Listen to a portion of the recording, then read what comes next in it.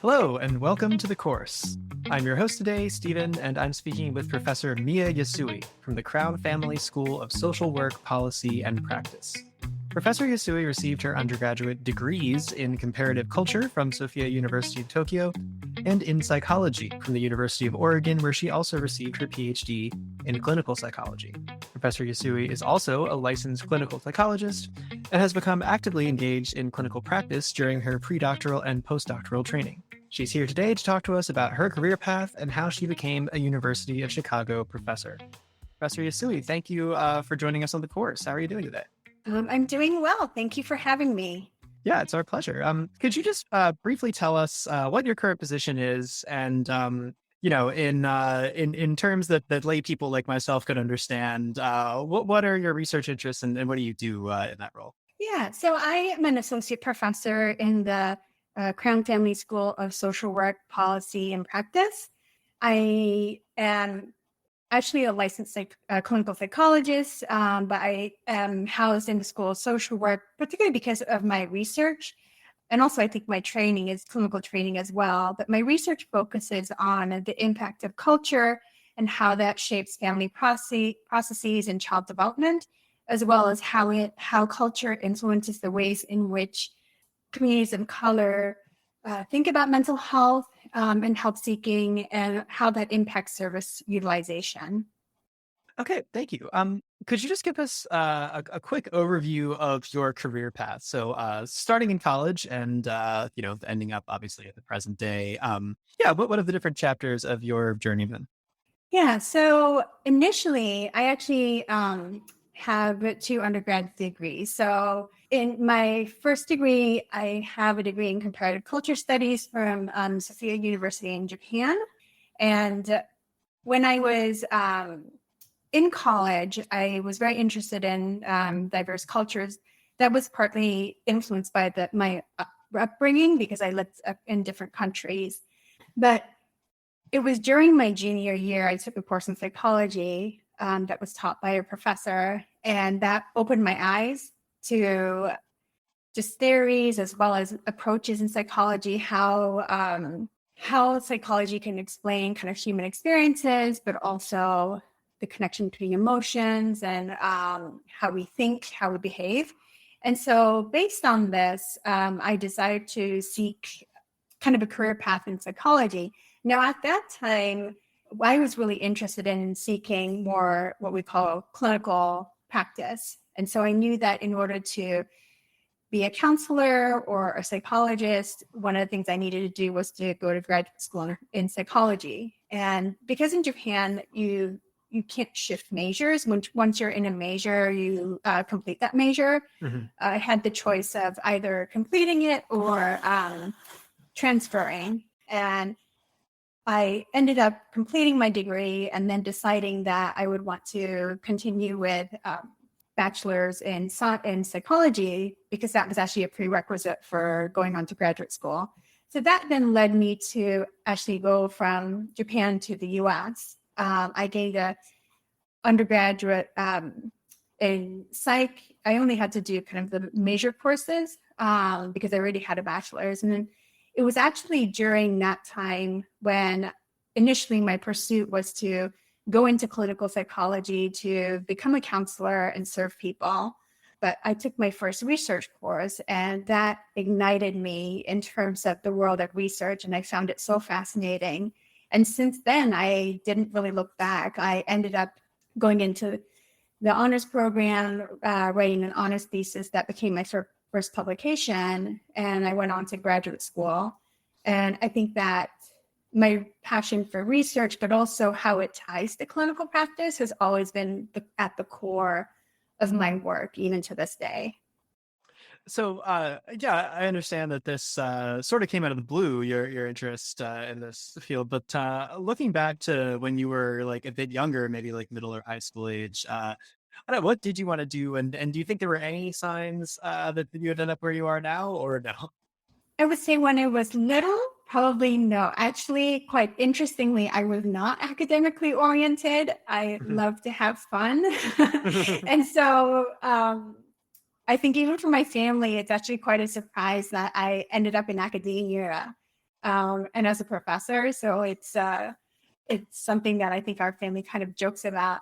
But I would definitely say that in high school, that was been when the inklings of interest in kind of different cultures, but also well-being was something that piqued my curiosity. Now, at that time, there were no courses in psychology offered in high school, so I really didn't have the opportunity, nor did I really understand much about the field. But I think that I was in Singapore actually for high school, located in an international school, and at that school I was just surrounded by people from different cultures, countries, languages, religions, and that diversity was something that was so kind of exhilarating to know and be exposed to. And I really saw the beauty of just differences amongst people and why people would believe certain beliefs, what did they value even within their family, what might be some of the practices that they engaged in. And I think that was something that has always intrigued me and has really been one of the reasons why I do the work that I do today. So, can you tell me a little bit more about what led to this like aha moment where you decided that psychology and this type of research were for you? Like, oh, what do you think it was that sort of clinched that in your mind? So I think the aha moment was really when I took the course in psychology. And I think that one of the things that having grown up in different countries, cultures, I had walked through my own journey too of trying to figure out who I was. I was born in Japan. I grew up in Hawaii, England, Singapore, and then had gone back to Japan. And so, having been exposed to different cultures, living amongst different people, that really has kind of shaped who I am, but also realizing that coming back to my own country, I was not. I wasn't the same as everybody else in certain ways. And so that was something that I found when I took the course in psychology and the intersection of upbringing, human behavior. That was something that really led me to realize, wow, psychology is something that could really help explain and provide a framework of understanding not only my life experiences, but also the ways in which I was fascinated why people would engage in certain behaviors, why, let's say, families would uphold certain values. And so that was something that it was almost like this point where I realized, oh, there's kind of conceptual frameworks that bring together all this information and exposure and experience that I've had Mhm. and helps you make sense of that. So that was something that I think I would say was more like the aha moment. Yeah, throughout your PhD and your sort of like early career, we're curious who were a few people whose support was really important to you. I would definitely say my family. I think what I told them initially when I wanted to go on to pursue a career path in psychology, go on to graduate school. I had mentioned before that I was not academically oriented as a child, and so I think there was a leap of faith definitely for my family to send me and continue to support me. And so I think their unwavering support has always been something that I've been just so appreciative of throughout the years. They've encouraged me when times have been tough in the program, just reminding me that, I've set on this path and that they're here to support me. And I think the other, in terms of more kind of an intellectual path, is definitely my doctoral advisor. He was someone who was just prolific in his field, and I would say that he really showed me what it means to have integrity in terms of pursuing science. The questions that he had also were drawn from kind of the clinical experiences, and the work that he did really impacted families and children. And so I think that to be able to do the work that he did that would really make a change in people's lives was something that I really found inspiring. And so I'm just very grateful for being able to have that mentorship and to have that role model when I was in graduate school. Yeah, absolutely. So, can you tell us a little bit about sort of, what's going on in your field right now? I mean, like, what is particularly exciting to you about your area of study these days? So, my area of study is trying to understand the impact of culture and how that shapes, particularly family process, mental health beliefs, and health seeking behavior. And I think that one of the things that is perhaps very relevant for people across cultures and perhaps even globally is the realization of the importance of mental health. I think the COVID-19 pandemic has really opened the doors to this, shedding light to how mental health is actually an important part of overall health. And I think that that has really opened up, I think, communities where mental health was stigmatized to consider even the fact that mental health is something that we need to grapple with. So, what I am excited about is that because of almost kind of a global awakening to the importance of mental health, there's more interest. I think there's also more opportunities to really educate and disseminate information about mental health, but also it allows broader communities and cultures to step in to also teach us who have been kind of immersed in a culture and a system where we already have concepts and frameworks about mental health, but learn from other cultures how they might conceptualize it, how they think about Hmm. creating it as well. So I think that the increased awareness not only allows for, let's say, kind of the dissemination from maybe more Western models of mental health to the world, but I think my hope is that it's going to also open up kind of a crossover so that it allows models of mental health that might be more locally kind of developed and understood to now inform what we do here in the US or even kind of in kind of more European countries where I think the mental health field has originally kind of it originated in.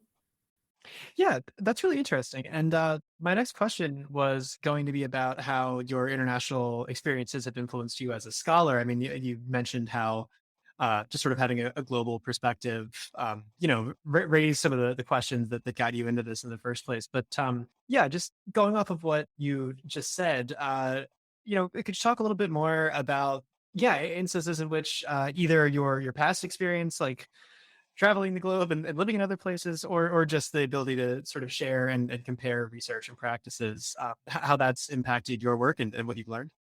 Yeah. So as I mentioned before, growing up in different cultures, I think that was key to why I have the interest in the work that I do.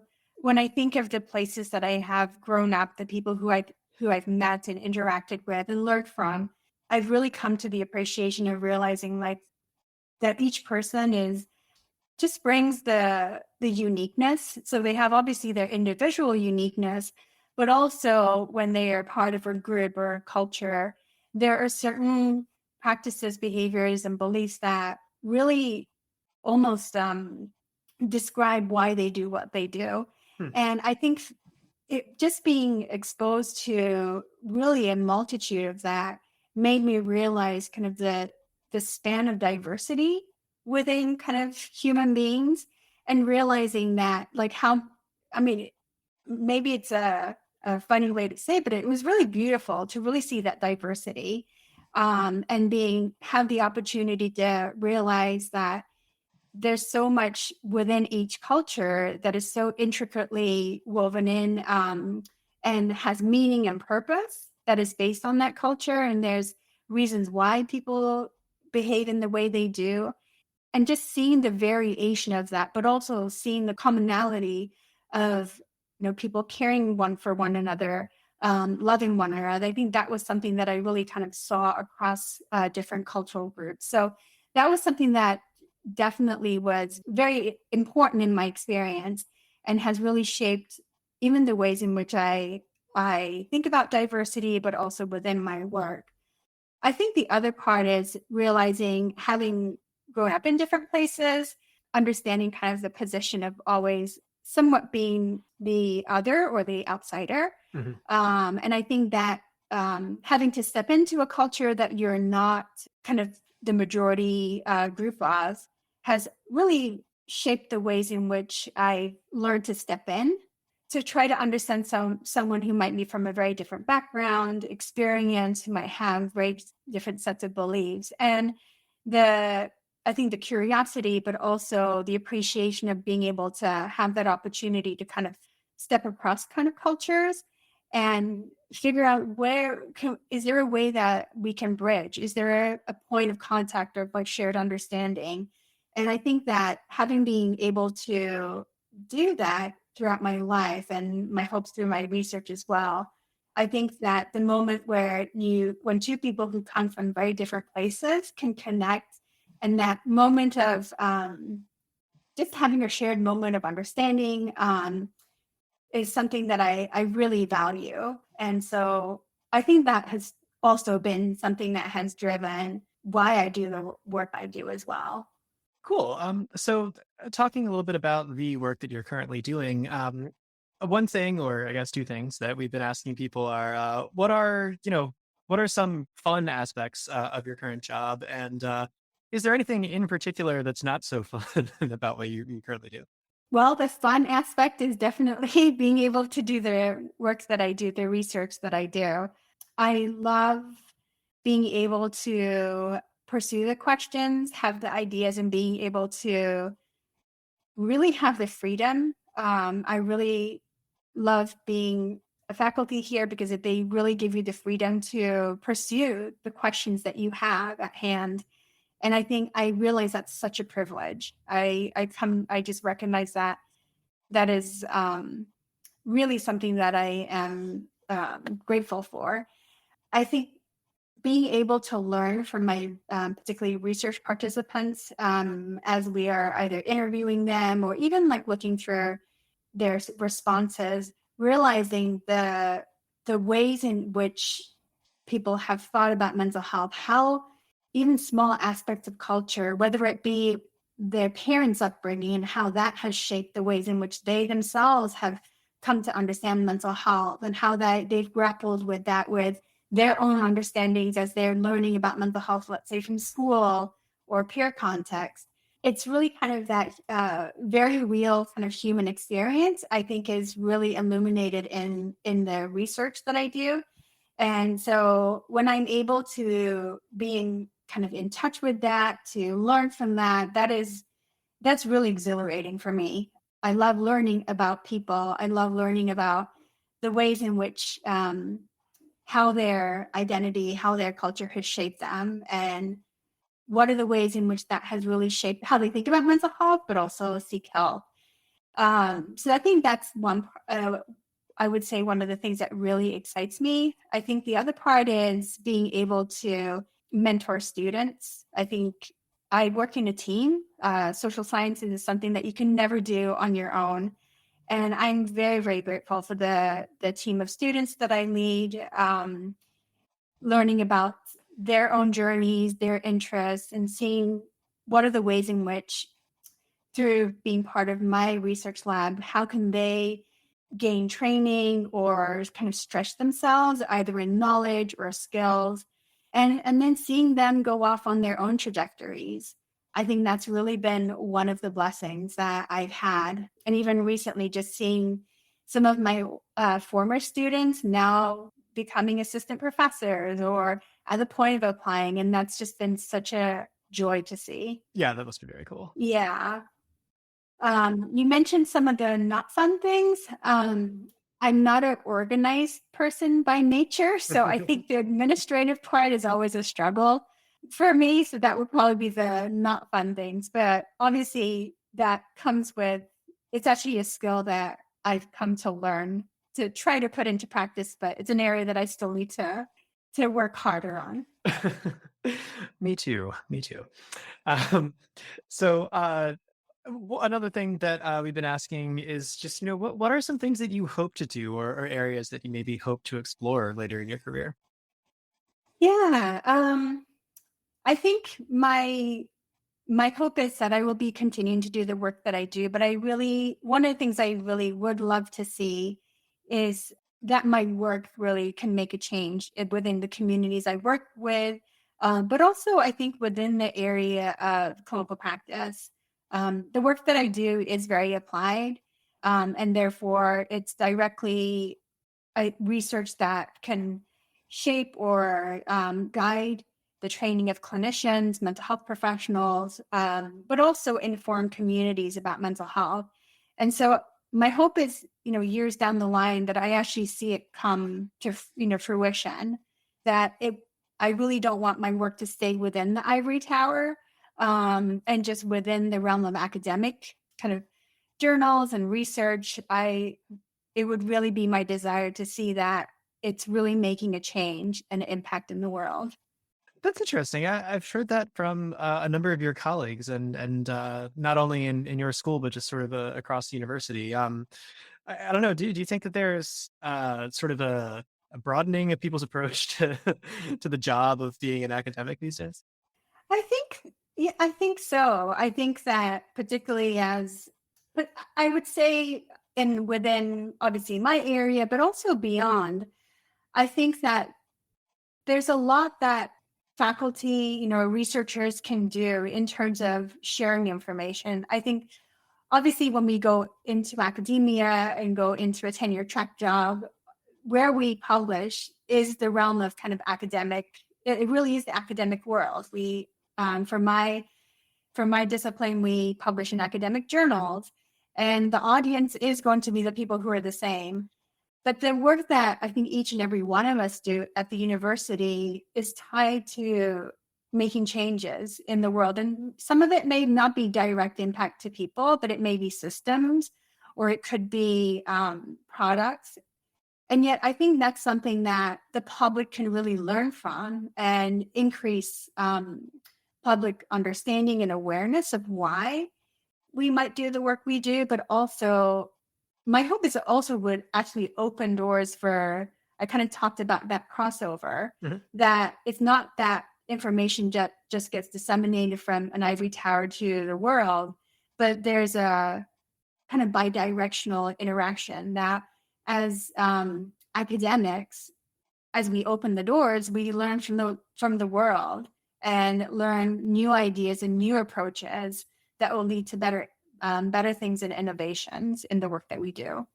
So as we wrap up, one last question we have is, what advice would you give to people who are considering entering your field?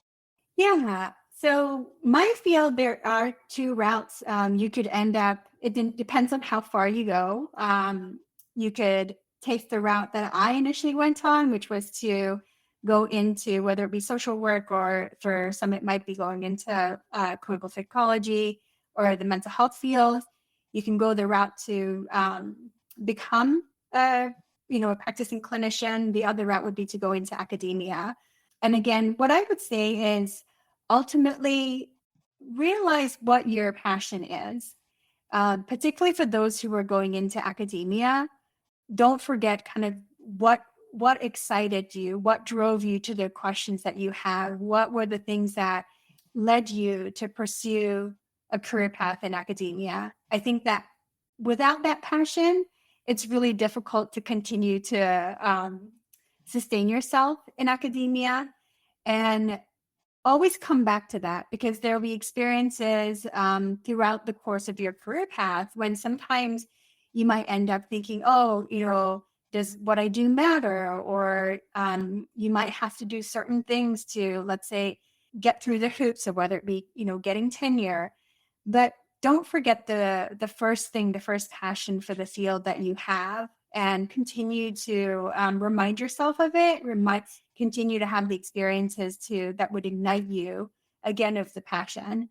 For those who are going into the field of clinical practice, again, similarly, if your passion is to serve people, let that be at the core. And this is actually something that, particularly within the field of mental health, that people will go in with that passion, wanting to serve and help others, with a desire for change, and can get, when kind of faced with many challenges of what their clients or experiences, can be discouraged.